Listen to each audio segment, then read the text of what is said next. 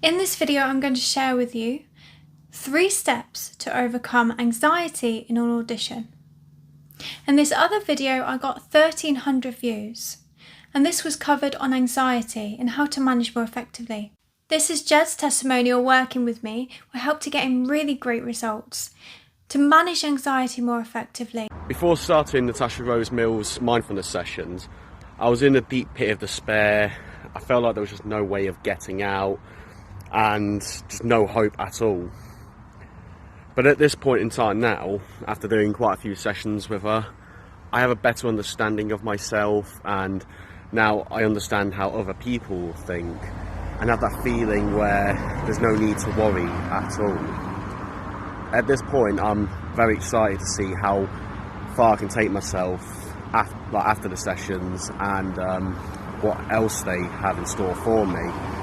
Because the journey to self-repair and self-improvement is always ongoing, and it's when you make that start that's what matters, and that's what I encourage you all to do. At this moment, I'm very excited to see where I go from here.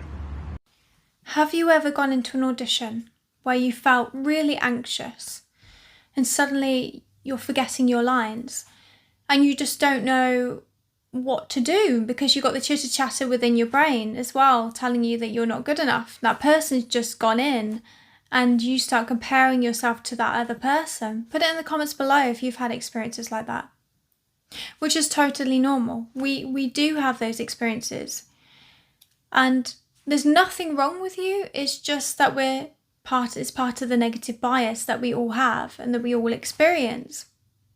But unless we can take control of it and manage our anxiety more effectively, then it could be all-consuming.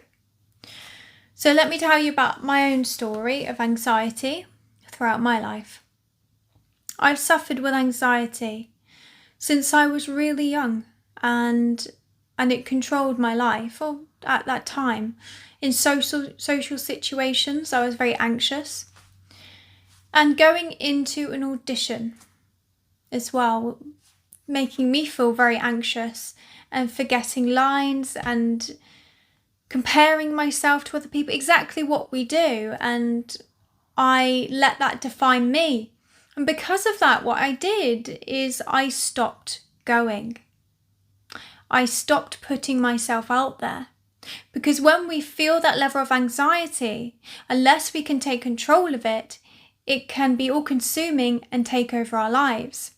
And that's what it was like for me during a stage where I was putting myself out there, but then suddenly, if I felt that sort of emotion, I want to run away from it. I didn't want to feel it. And that's usually how we feel when we feel that level of anxiety. We say to ourselves, I don't want to feel this. I don't want to. And so we run away from it because of that reason. So I was constantly running away, not wanting to feel this emotion, missing opportunities because of that reason, because of this anxiety I didn't want to feel, which again reinforced that feeling of the emotion.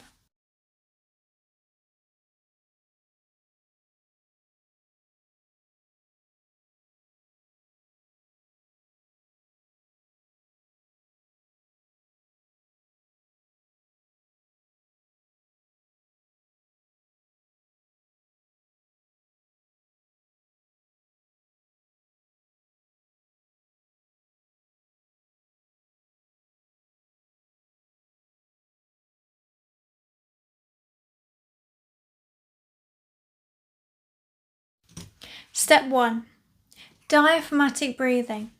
Most of us don't realise that we could be shallow breathing, where our breath is rising. So we want to push it into the diaphragm, breathing in and breathing out. And what that does is it creates a better functioning of the heart, improves the heart function. So next time you go into an audition, breathing in and breathing out. And you can also do something called square breathing. See, this is a very effective method. So breathing in for 4, holding for 4, and then exhaling for 4. So breathing in for 4, holding for 1, 2, 3, 4, exhaling for 1, 2, 3, 4. And when we do that a few times, we get into the rest and digest, which means when we actually do that, it switches back on the prefrontal cortex, which is responsible for decision making. So it helps us to think more clearly about the next action. And we're not doing it based on fear anymore. We're doing it based on feeling good, feeling more rested, feeling more in control. Because it's when we're out of control, that's when we don't make good decisions. So getting back into the body, connecting back to the body. The mind-body connection is what I often talk about. So the importance of doing that, connecting back to you, helps you to combat anxiety more effectively. What I like to do is back up what I talk about with science. So when it comes to self-compassion, there are studies, and one in particular was on mindfulness and self-compassion. So they found the synergistic positive effects on decision-making when a person was to be more kind towards themselves. And they also found positive effects on a person's psychology. So it's interesting, if you're more kind towards yourself, then you can overcome anxiety and give yourself the support that you need it to overcome these separation emotions that we experience on a regular basis. So the next step is self-compassion. See, most of us are so good at being unkind towards ourselves. We're so good to win awards for criticizing ourselves. Going into an audition saying maybe things like, you're not good enough, you can't do this, whatever that might be, but we're so good at criticizing ourselves. What we struggle with is self-compassion. So what I'd like you to do is imagine how you would talk to a friend in your situation right now. Whatever that might be, if you're struggling right now, what would you say? Would you criticize them? Or would you be more kind and compassionate? What words would you use? So what I like to do myself is use words and phrases which help to support me. And I might say something like, it's okay, I'm here for you. You're going to be okay.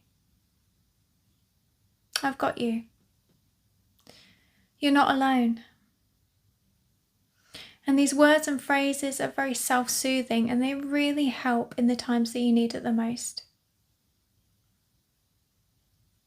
So let me know in the comments below your experience with self-compassion.